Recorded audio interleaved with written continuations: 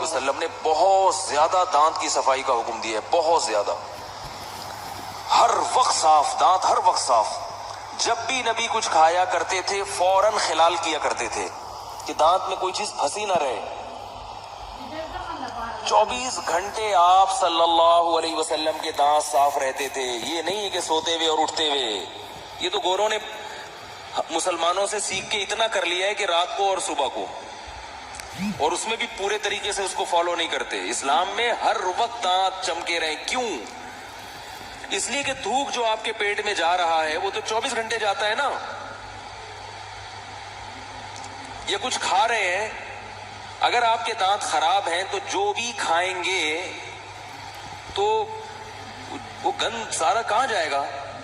اور دانت میں کوئی بھی چیز لگی رہ جاتی ہے تو بہت جلدی وہ سڑنا شروع ہو جاتی ہے۔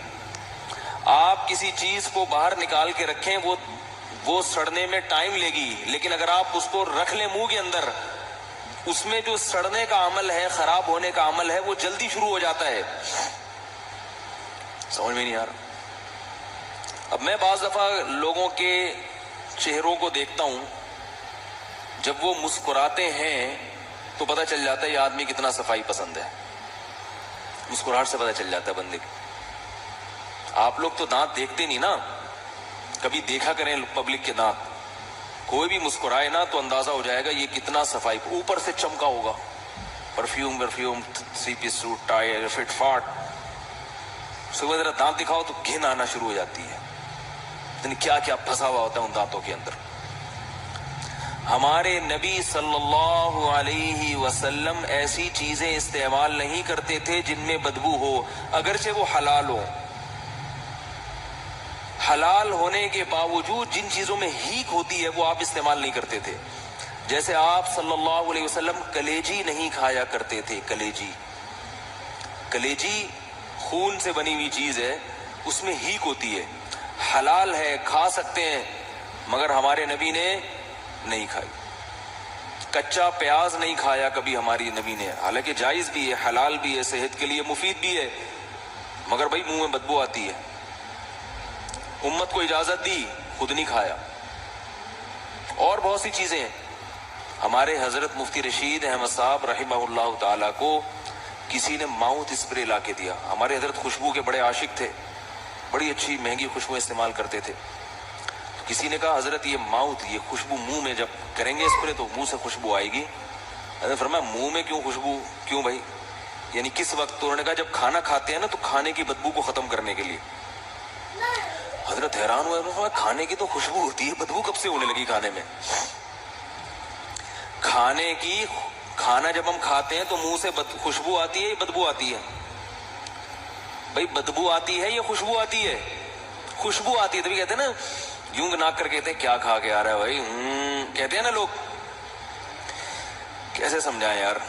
جب کوئی کھانا کھا کے آتا ہے، بریانی کھا کے آیا، قورمہ کھا کے آیا، دال کھا کے آیا، کچھ بھی کھا کے آیا، جائیدادیں کھا کے آیا، بہن کی وراثت کھا کے آیا، تو ہمیں اس کی ناک سے، اگر وراثت میں تو بدبو آئے گی، لیکن جو عام کھانے کی چیزیں ہیں وہ جب کھا کے آیا، میں تو اصل میں مثال دیتا ہوں نا ان چیزوں کی جو کھائی جا رہی ہیں مارکیٹ میں، تو ایک دم میری زبان پہ بہن کی وراثت بھی آ گئی، کیونکہ لوگ اتنے شوق سے کھانا نہیں کھاتے جتنے شوق سے جائیدادیں کھاتے ہیں آج کل۔ تو کھانا کھا کے آیا تو ہم کہتے ہیں نا خوشبو آ رہی ہے بھائی، کیا کھا کے آیا ہے؟ جو شادی شدہ آدمی اگر گھر سے باہر وہ کہیں کھانا کھا کے آئے اور بیوی کو اس نے ٹائم دیا ہو کہ میں گھر پہ آ کے کھانا کھاؤں گا، تو جب گھر آتا ہے تو وہ منہ کو بند رکھتا ہے۔ اگر منہ سے خوشبو آ جائے تو بیگم کیا کہتی ہیں؟ کیا کھا کے آئے ہو بھائی، بڑی خوشبو آ رہی ہے۔ تو کھانے میں بدبو نہیں ہوتی، کھانے میں کیا ہوتی ہے؟ خوشبو ہوتی ہے۔ تو حضرت نے فرمایا یہ عجیب اسپرے ایجاد کیا ہے کہ کھانے کی خوشبو ختم۔ پھر حضرت نے تحقیق کی تو پتہ یہ چلا کہ یہ ان کنٹریز میں استعمال کیا جاتا ہے کہ ان کے ہاں کھانے کے بعد بدبو آتی ہے، کیونکہ ایسی چیزیں کھاتے ہیں کہ اس کے بعد ایک ڈکار وہ آدمی برداشت نہیں کر سکتا، ایسی بدبو آتی ہے۔ تو آپ اندازہ لگاؤ جو قوم ایسی چیز کھا رہی ہے کہ جس کی بدبو کو ختم کرنے کے لیے منہ میں اسپرے کرنا پڑ رہا ہے، اس قوم کا صفائی سے بھلا کیا تعلق؟ کھاؤ تو کم از کم ایسی چیزیں کہ منہ سے خوشبو آئے۔ गुटके वाले के मुंह से बदबू आती है, सिगरेट वाले के मुंह से बदबू आती है,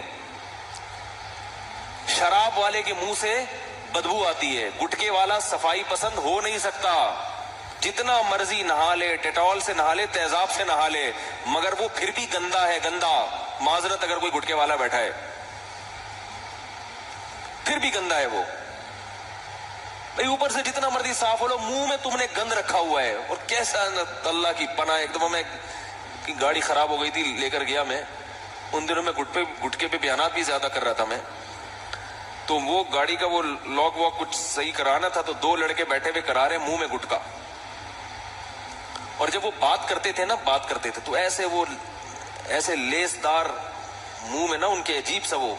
मेरी एक दफा उनके मुंह में नजर पड़ी, मैंने कहा यार इनसे गाड़ी भी सही नहीं करवाऊंगा आइंदा, इतने गंदा। और वो जिस चीज को देखकर उल्टी आ रही हो, वो चीज उनके मुंह में रखी हुई है। ये है सफाई। वैसे शादी में जाने से पहले देखो गुटके वाले को, ऐसा बन ठन के 3 पीस सूट में जा रहा है, शोबाजी। अगर तू सफाई पसंद है तो मुंह तो साफ कर पहले भाई, ये गंद तो खाना छोड़ तू। कोई गुटके वाला अगर आपकी बेटी के लिए निकाह का पैगाम भेजे तो उसको बोलो गुटका भी छोड़ो, 7 दफा तेजाब से कुल्लियां करो, फिर जाके मुंह साफ होगा। वो कहेगा भाई तेजाब से तो दांत जल जाएंगे, बोले कोई बात नहीं, बदबू तो खत्म होगी। क्योंकि ये इतने गंदा इनका अंदर का सिस्टम होता है कि ये तेजाब से कुल्ली करके भी इनको फायदा नहीं होगा। कैंसर ऐसे ही थोड़ी हो जाता है। वालदैन का बच्चों पे कंट्रोल ही नहीं है, छोड़ा हुआ है, जो मर्जी करते फिरो, फिर रोते हैं कि ये क्या करें हम। जहां मर्जी चाहे वो बच्चा जाके बैठ रहा है, पूछते नहीं है बेटा कहां जाके बैठ रहे हो, किन लोगों में जाके बैठ रहे हो।